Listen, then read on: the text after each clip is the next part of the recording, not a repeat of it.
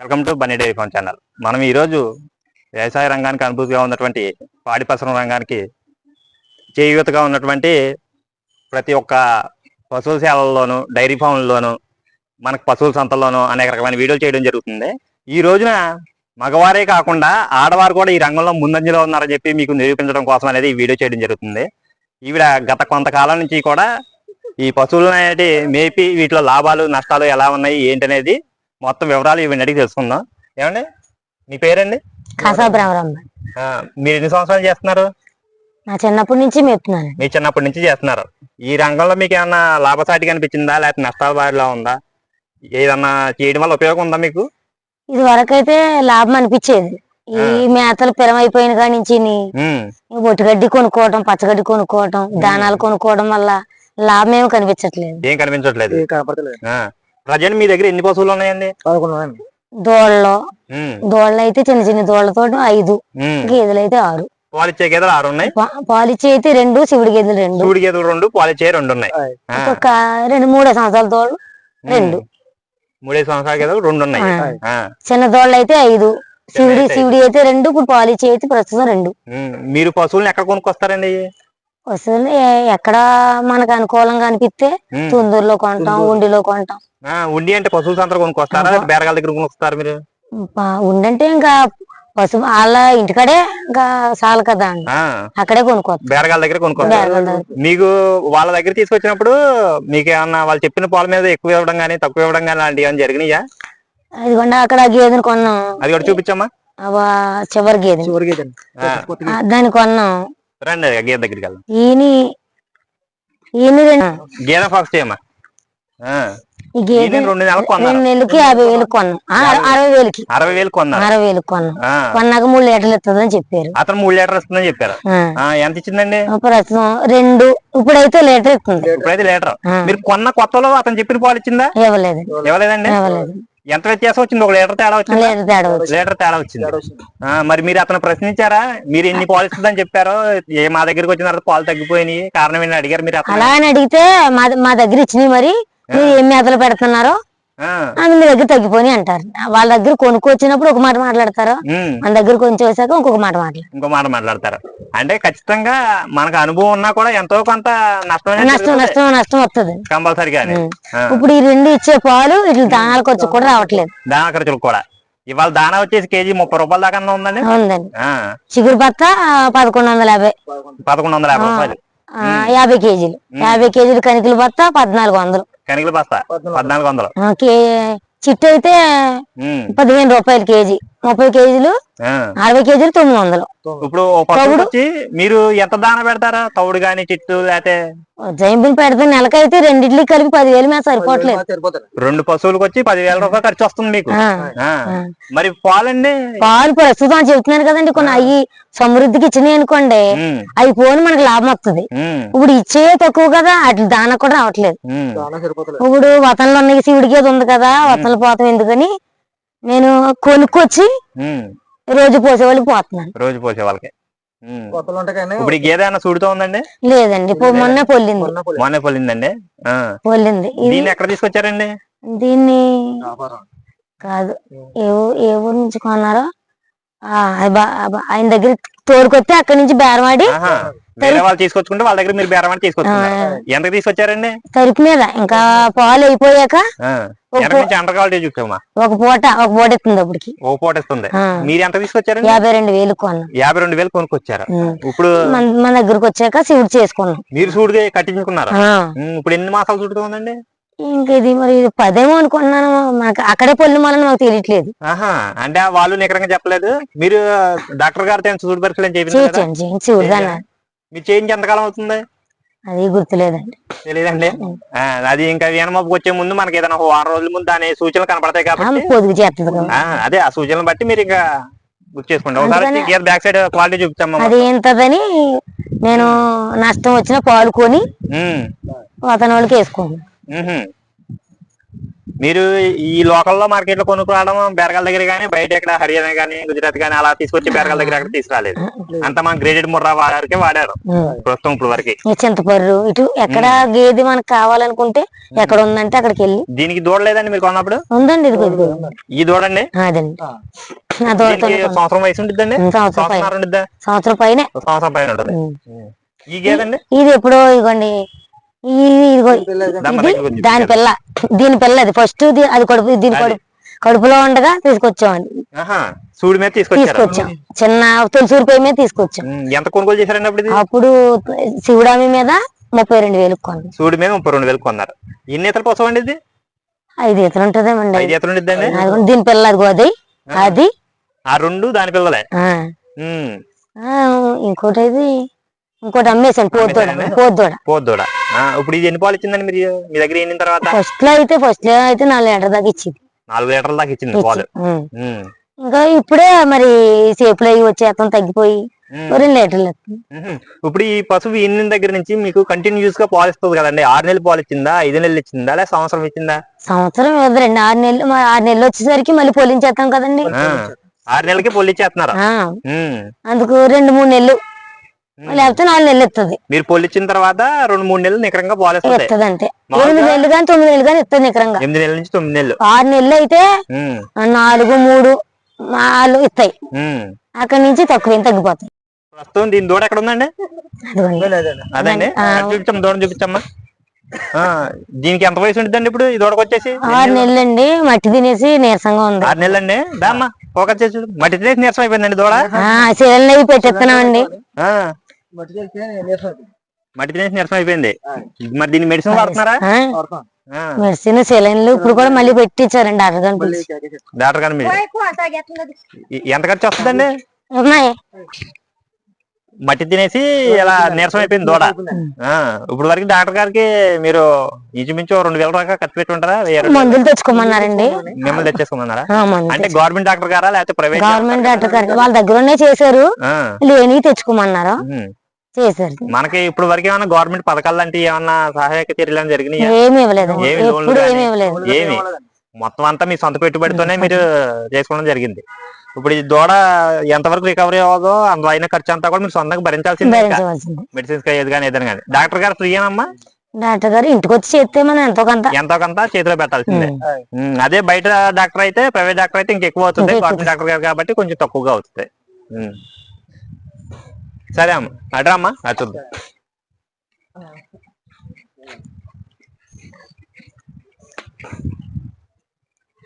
ఈ పడదూడ ఇంటి పుట్టిందే అండి? వీళ్ళమ్మని కొన్నామండి. వీళ్ళమ్మ మొన్న ఇంకా దానికి శివుడు అవ్వలేదు, పాలు ఇచ్చింది కానీ శివుడు అవ్వక అమ్మేసాం. సరైన అమ్మేసామండి. దాని దూడండి. దాని దూడ మీకు మిగిలిపోయింది పేద దూడ.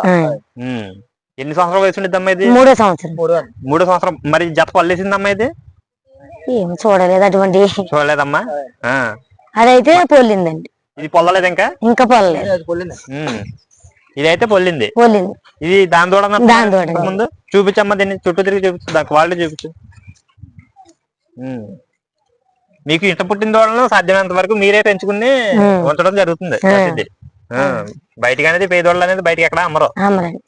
ఎందుకంటే తీసుకెళ్తాం మనం. అదే ఇంటికాడ మేపాలంటే మాత్రం కష్టం అవుతుంది.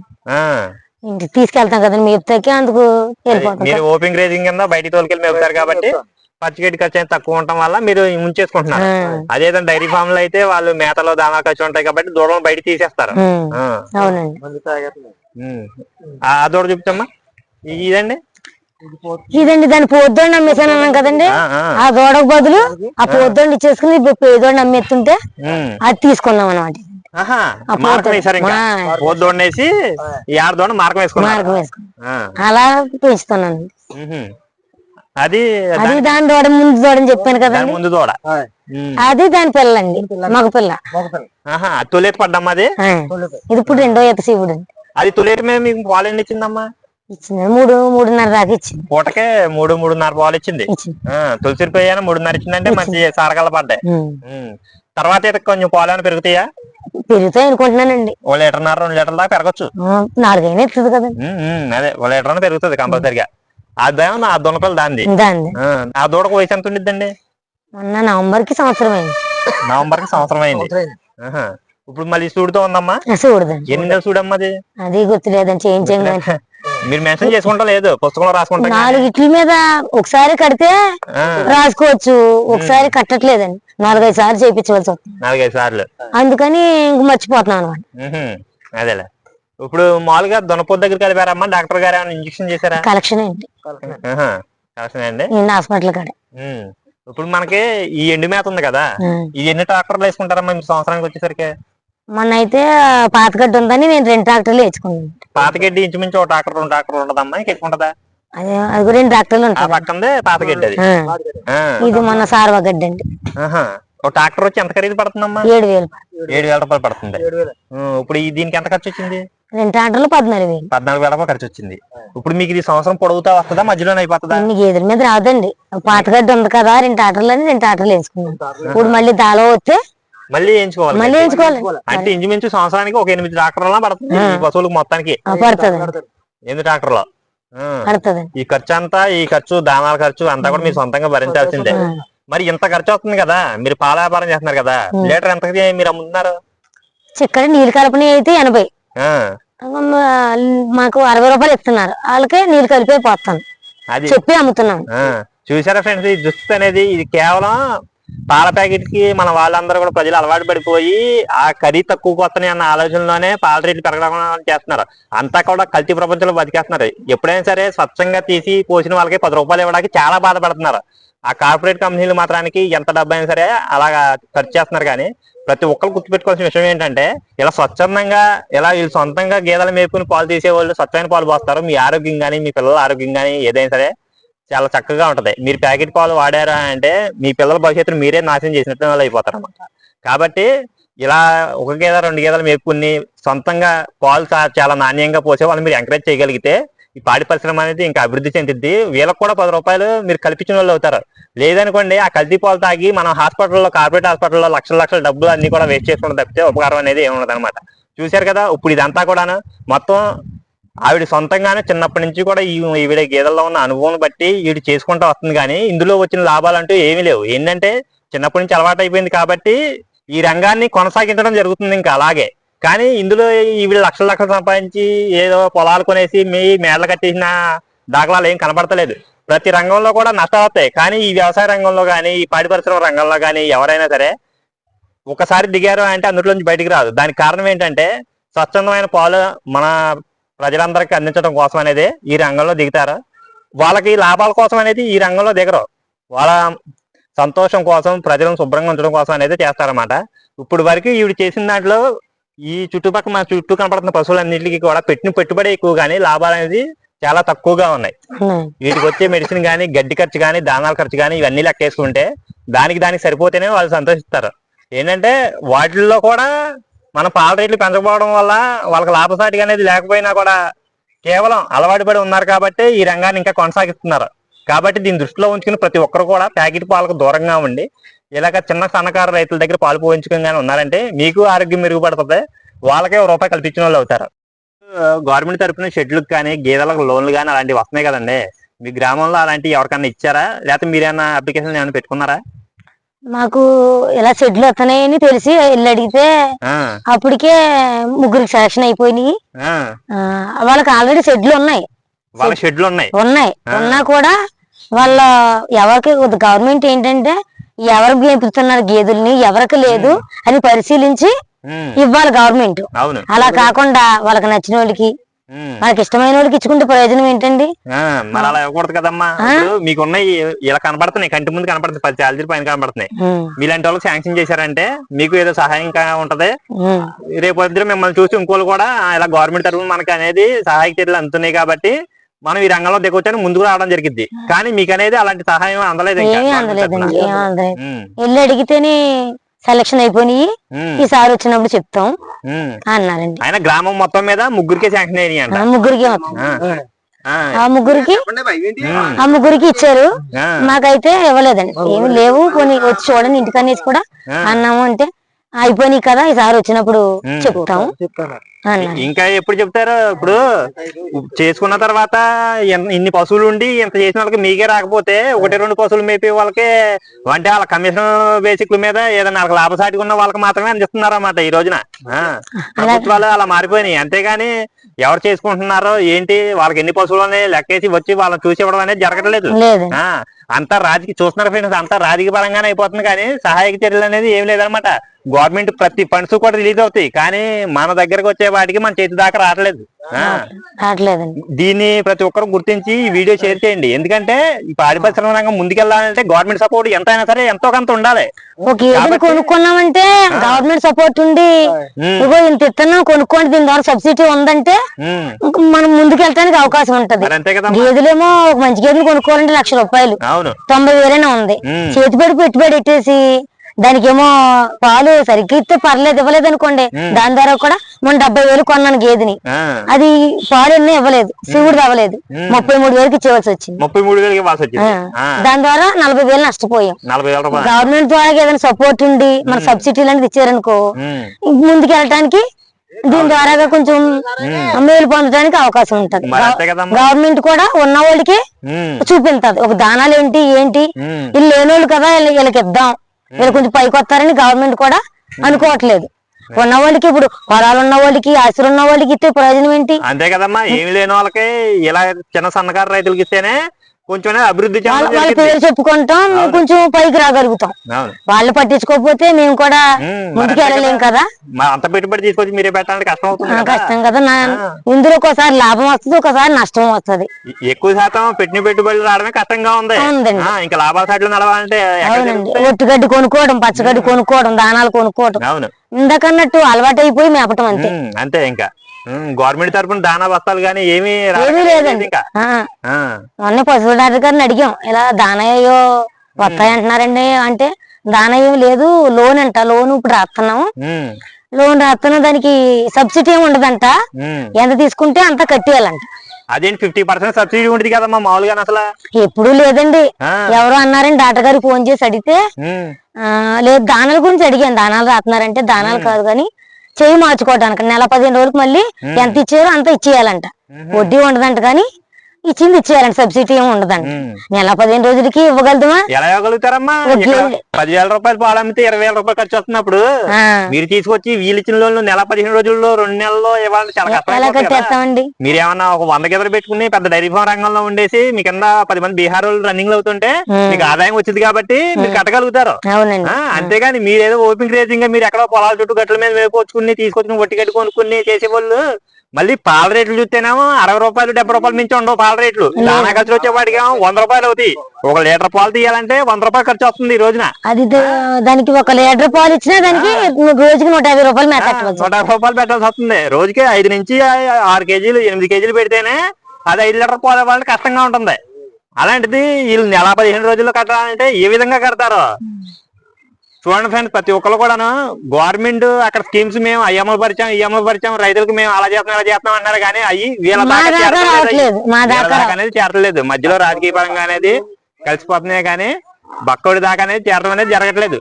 కాబట్టి ప్రతి ఒక్కరు కూడా ఇది గుర్తుంచుకుని మీ పరిసరాల్లో జరుగుతున్న ఈ లోన్లు వచ్చినాయి కానీ లేకపోతే దానాల గురించి కానీ షెడ్ గురించి కానీ ప్రతి ఒక్కరు మీ ఏరియాలో ఉన్నటువంటి వాళ్ళని వెటర్నరీ డాక్టర్ని కానీ లేదు మీ పంచాయతీ ఆఫీసుల్లో కానీ మీరు ప్రశ్నించండి. ఫస్ట్ మీరు ప్రశ్నించారు అని అంటే గవర్నమెంట్ తరఫున ఏ స్కీమ్స్ వస్తున్నాయో ప్రతి ఒక్కటి కూడా మీ దాకా చేరుతుంది. అదే కానీ మీరు ప్రశ్నించలేదంటే ఈ స్కీమ్స్ అన్ని కూడా లోపల ఉన్నటువంటి పై వాళ్ళే తినేయడం జరుగుతుంది. సాధారణమైనటువంటి చిన్న సన్నకారు రైతుల దగ్గరికి అనేది చేరదు. చూశారు కదా, వీళ్ళు ఇన్ని సంవత్సరాల నుంచి ఇన్ని పశువులు మేపుతున్నప్పటికీ వీళ్ళకి ఎటువంటి సహాయక చర్యలు అనేది జరగలేదు. ఎందుకంటే ఆ వచ్చిన మధ్యలో వాళ్ళు మింగేయడమే కానీ రైతు దగ్గరికి అనేది చేరనివ్వడం లేదు. ఇంకా మీకు ఏ సహాయం అనేది ఏం లేదు. ఇంకా గవర్నమెంట్ తరఫు నుంచి ఏ పెట్టుబడి పెట్టుకున్నా ఏ చేసుకున్నా అంత మీ సొంత పెట్టుబడి. ఇందులో వస్తున్న లాభాలు కూడా ఏమి లేవు. ఇంకా ప్రస్తుతం అయితే నష్టంలోనే ఉన్నాం, లాభం ఉన్నారు. ఎటువంటి లాభాలు లేవు. ఏంటంటే అలవాటైపోయి చేసుకుంటాం మాటలోనా ఆ విధంగా ఉందన్నమాట. ప్రస్తుత మన రాష్ట్ర రాజకీయం కానీ దేశ రాజకీయం కానీ ఎలా ఉంది. ప్రధానమంత్రి నరేంద్ర మోడీ గారేమో ప్రతి స్కీము కూడా బయటకు వదలడం జరుగుతుంది కానీ రైతుల దగ్గర చేరలేదు. కాబట్టి ప్రతి ఒక్కరు కూడా మన వీడియో షేర్ చేయండి. షేర్ చేసి మీ లోకల్లో ఉన్నటువంటి ఈ చుట్టుపక్కల వ్యవసాయ కేంద్రాల్లో కానీ లేకపోతే పంచాయతీ ఆఫీసుల్లో కానీ వెటనరీ డాక్టర్ల దగ్గర కానీ ఎప్పటికప్పుడు ఏం స్కీమ్స్ వస్తున్నాయి అనేది మీరు ప్రశ్నించి తెలుసుకోండి. తెలుసుకోవడం వల్ల అనేది గవర్నమెంట్ ఎప్పటికప్పుడు గవర్నమెంట్ తప్పే ఉండదు. గవర్నమెంట్ ఎప్పటికప్పుడు స్కీమ్లు మనకి బయటకు రిలీజ్ చేస్తుంది, లేదా ఫండ్స్ రిలీజ్ చేస్తుంది. కానీ అవి మీ దగ్గర చేరాలంటే మన లోకల్లో ఉన్నటువంటి వాళ్ళ వల్ల అవుతుంది అనమాట, ఆ పార్టీల వల్ల. కానీ అవి మింగేస్తున్నారా అంటే అవి మీరు ప్రశ్నించకపోవడం వల్లే. కాబట్టి ప్రతి ఒక్కరు కూడా ఇది గుర్తుపెట్టుకుని ఎప్పుడు ఏమేమి స్కీమ్స్ వస్తున్నాయో ప్రతి ఒక్కటి మీ దాకా చేరేదాకా చేసుకోవాల్సిన బాధ్యత మీదే కదా. ప్రతి ఒక్కరు లైక్ చేయండి, షేర్ చేయండి, కామెంట్ చేయండి. మీరు ఏ ఊరించి వస్తున్నారు కామెంట్ చేయండి. మీ పశువులు ఉన్నాయా లేదా, ఉంటే అవి ఎన్ని పాలు ఇస్తున్నాయి ఏంటి అనేది ప్రతి ఒక్కరు కామెంట్ చేయండి. కొత్తగా చూస్తున్న వాళ్ళు మన ఛానల్ సబ్స్క్రైబ్ చేయండి, గంట సింబల్ మోగించండి. Bye friends.